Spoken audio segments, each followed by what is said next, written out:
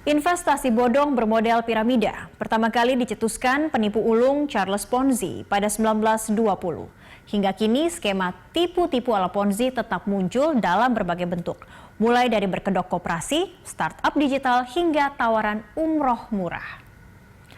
Kasus investasi bodong berbalut koperasi simpan pinjam seakan tak pernah berakhir di Indonesia. Di awal tahun 2020, investasi bodong koperasi simpan pinjam Indo Surya Cipta yang menghimpun dana hingga 15 triliun rupiah gagal bayar mengembalikan uang anggotanya. Anggota tim pengurus perkara penundaan kewajiban pembayaran utang PKPU Herliana Wijaya Kusuma menyebut utang koperasi ini berasal dari 6.123 nasabah atau kreditur. Meski berbentuk koperasi, KSP Indosurya beroperasi seperti bank. KSP Indosurya menawarkan beragam produk dengan iming-iming imbal hasil tinggi, diantaranya deposito dengan bunga 9-12% per tahun. Lebih tinggi dari bunga deposito perbankan sebesar 5-7% pada periode yang sama. Kasus gagal bayar seperti KSP Indosurya sering terjadi. Sebelumnya juga ada kasus Langit Biru dan Cipaganti. Koperasi Langit Biru berhasil menghimpun 125.000 anggota dengan nilai total investasi mencapai 6 triliun rupiah. Untuk menjaring investor, PT KLB menawarkan 2 paket investasi, mengelola daging dan peternakan. Investasi paket kecil bernilai Rp385.000 atau setara dengan harga 5 kg daging. Dan investasi paket besar 9,2 juta rupiah atau sama dengan 100 kg daging sapi.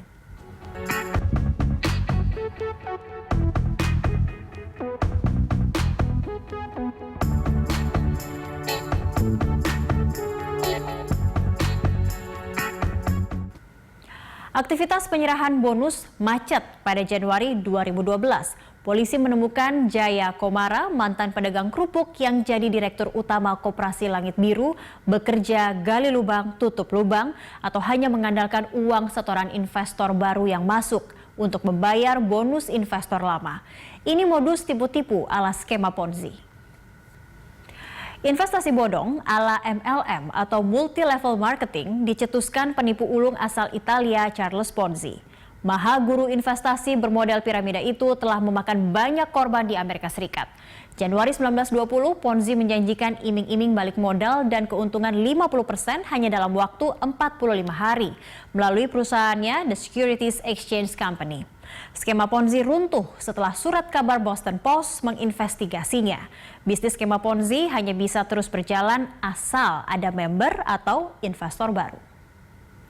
Ponzi tutup usia pada 1949, tapi warisannya, skema Ponzi, masih eksis digunakan untuk menipu banyak orang. Di Indonesia, selama masih banyak orang yang tamak, serakah, ingin cepat mendapat keuntungan tanpa kerja keras, skema Ponzi laris manis. Pada 2017 terungkap investasi bodong Koperasi Pandawa menipu hampir 550.000 orang dengan kerugian berkisar 4 triliun rupiah.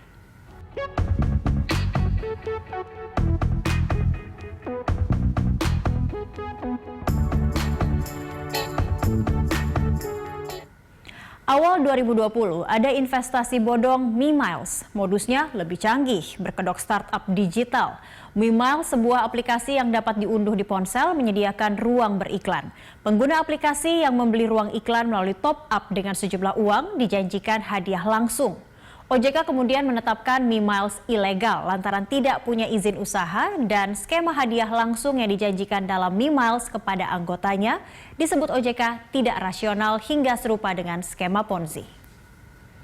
Februari 2020 terungkap investasi bodong yang berselubung investasi penggemukan sapi perah dengan nilai investasi mulai 15 juta rupiah. Investor dijanjikan imbal hasil hingga 2,3 juta rupiah per bulan. Lebih dari 2.000 orang di sekitar Ponorogo, Jawa Timur, serta di Jambi dan Riau, Sumatera, tertipu investasi bodong yang ditawarkan door to door.